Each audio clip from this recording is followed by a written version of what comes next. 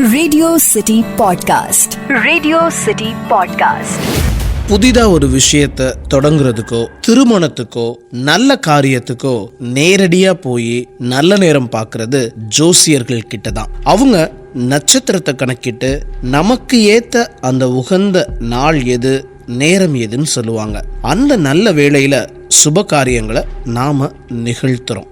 இது நம்ம நாட்டில் இருக்கக்கூடிய வழக்கம். தாய்லாந்து நாட்டிலையும் இதே முறைதான் பின்பற்றப்படுது. ஆனா அவங்க தேடி போறது ஜோசியக்காரர்கள் கிட்ட இல்ல. அப்படின்னா யார்கிட்ட போறாங்க? ஹாய், நான் உங்க ஆர்ஜே ஜான். நீங்க கேட்டுட்டு இருக்கிறது ரேடியோ சிட்டியின் மர்மதேசம் podcast. Radio City podcast. Thailand நாட்டில் நல்ல விஷயங்களுக்காக நேரம் குறிக்கிறதுக்காக அவங்க தேடி போறது ஆவிகளோட பேசுறவங்கள. ஆச்சரியமா இருக்குல்ல? ஆனா இதுதான் உண்மை. கிழக்கு ஆசியால இருக்கிற கம்போடியாவோட மைய பகுதியில யாட்நாம்ங்கிற பேரை கொண்ட முக்கிய நகரம் இருக்கு. இங்க டோன்லிசாப் அப்படிங்கிற ஆற்றங்கரை நெடுகிலும் தற்காலிகமான கூடாரங்கள் நிறைய அமைக்கப்பட்டிருக்கும். இந்த கூடாரங்கள்ல தங்கி இருக்கிறவங்க யார் தெரியுமா? பில்லி சூனியம், மாயாஜாலம், ஆவிகளோட பேசும் திறன், இது எல்லாத்தையும் கொண்ட மந்திரவாதிகள் தான். இங்க அமர்ந்திருக்கக்கூடிய நூற்றுக்கணக்கான மந்திரவாதிகளை தேடி இரவு வேளைகள்ல கூட்டம் கூட்டமா மக்கள் அலை மோதுறத பார்க்க முடியும். யாட்நாம் நகர்ல மந்திரவாதிகளோட எண்ணிக்கை அதிகரிச்சு இது ஒரு மாயாஜால தொழில் தீவிரமா நடக்கிறதுக்கான வழிவகையா அமைஞ்சிச்சு. இந்தோ சீன யுத்தத்தின் போது மிக கடுமையா பாதிக்கப்பட்ட நகரங்கள்ல யாட்நாமும் முக்கிய இடத்தை பெறுது.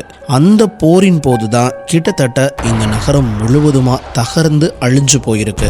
1975 நடந்த இந்த போர்ல கெமரூஜ் இயக்கத்தினர் இந்த நகரை சுத்தமா தொடச்சிட்டு போயிட்டாங்கன்னு சொல்லலாம். 2 மில்லியன் மக்கள் தொகை போருக்கு பின்னாடி 1 மில்லியனா குறைஞ்சு போனதுன்னா போரினால ஏற்பட்ட இழப்பு எப்படி இருக்குன்னு யோசிச்சு பாருங்க. போர்ல இறந்து போன பல பேரோட ஆவிகள் இந்த நகருக்குள்ளேயும் நகரோட ஆகாச பரப்புலையும் அலைந்து திரியறதா ஒரு பயம் மக்கள் கிட்ட இருக்கு. இந்த ஆவிகளை வச்சு மக்களுக்கு நல்லதை செய்யலான்னு மந்திரவாதிகள் கிட்ட மக்கள் பெரிய நம்பிக்கை வச்சிருக்கிறாங்க. அதுக்காக தான் இந்த ஆற்றங்கரையோரத்துல நூற்றுக்கணக்கில் திரண்டு இருக்கக்கூடிய மந்திரவாதிகளை தேடி மக்கள் கூட்டம் இன்றளவும் பெருக்கெடுக்குது. ஆவிகள் கிட்ட பேசவும், ஆவிகளை பத்தின ரகசியங்களை அறியவும், தங்களோட வாழ்க்கையோட எதிர்காலத்தை தெரிஞ்சுக்கிறவும் மக்கள் திரண்டு வர்றாங்க. ஆவிகளோட பேசுறத பயபக்தியோட ஒரு சடங்க போல செய்யறாங்க.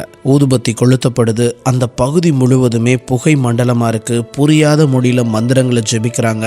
ஆவிகளோட தொடர்பை வச்சுக்கிறாங்க. இது எல்லாத்துலயும் ஆச்சரியமூட்டக்கூடிய விஷயம் என்னன்னா, படிப்பறிவே இல்லாத அந்த மந்திரவாதிகள் ABCD கூட எழுத தெரியாத அவங்க ஆங்கிலத்திலையும் வேற்று மொழிகள்லையும் சரளமா பேசுறது தான் ஆச்சரியத்தோட உச்சம். இது எப்படி சாத்தியம்? படிப்பறிவு இல்லாத அந்த மந்திரவாதிகள் வேற்று மொழிகள்ல சரளமா எப்படி பேச முடியும்? அப்படி ஆவிகளோட பேசுறப்ப மந்திரவாதியோட குரல் அவருடையதா இருக்கிறது இல்ல.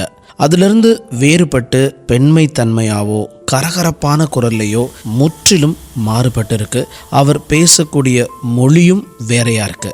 இந்த மாதிரி பேசி அங்க இருக்கக்கூடிய பக்தர்களுக்கு என்ன உதவி தேவையோ அதை செஞ்சு கொடுக்கறாங்க இந்த மந்திரவாதிகள். சில நேரங்கள்ல அமெரிக்கா, ஆப்பிரிக்கா போன்ற நாடுகள்ல இருக்கக்கூடிய ஆவிகளோட தொடர்பு கொண்டு தங்களோட பிரச்சனைகளுக்கு தீர்வு வேணும்னு சொல்ற பக்தர்களுக்கு அப்படியே கேட்டு தொலைபேசி மூலமா ISD கால் போட்டு ஆவிகளோட பேசுறாரு மந்திரவாதி. அதன் மூலமா சரியான தீர்வையும் தன்னுடைய பக்தர்களுக்கு கொடுக்கிறாரு. பேய் பிசாச நம்பாத அறிவியல் உலகம் சும்மா இருக்குமா?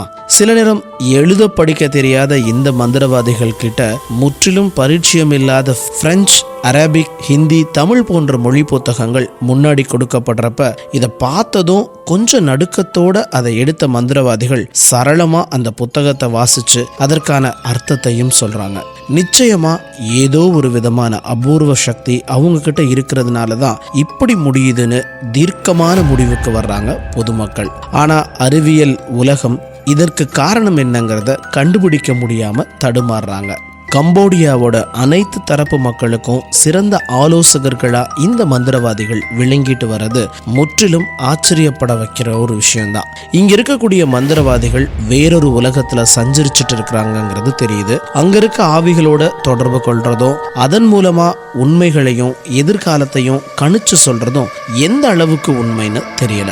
ஆனா பெரும்பாலான மக்கள் இவங்கள நம்புறாங்க. மக்கள் நம்புறத போல ஆய்வாளர்களும் இவங்களுடைய செயல்பாடுகளை முற்றிலுமா நிராகரிக்கிறது இல்லைங்கிறது தான் மிகப்பெரிய ஆச்சரியம். சரி, நீங்க சொல்லுங்க, ஆவிகளோட பேசி அவங்க மூலமா நல்ல நேரங்களை கணிக்கிறதுங்கிறது உண்மையாவே சாத்தியம்தானா? மந்திரவாதிகள் ஏமாற்று பேர்வழிகளா இருந்தா தொடர்ந்து மக்கள் எப்படி அங்க போய்கிட்டே இருப்பாங்க?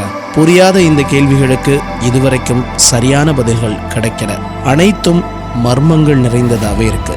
நான் உங்க ஆர்ஜே ஜான். நீங்க கேட்டுட்டு இருக்குது ரேடியோ சிட்டியின் மர்ம தேசம் பாட்காஸ்ட்.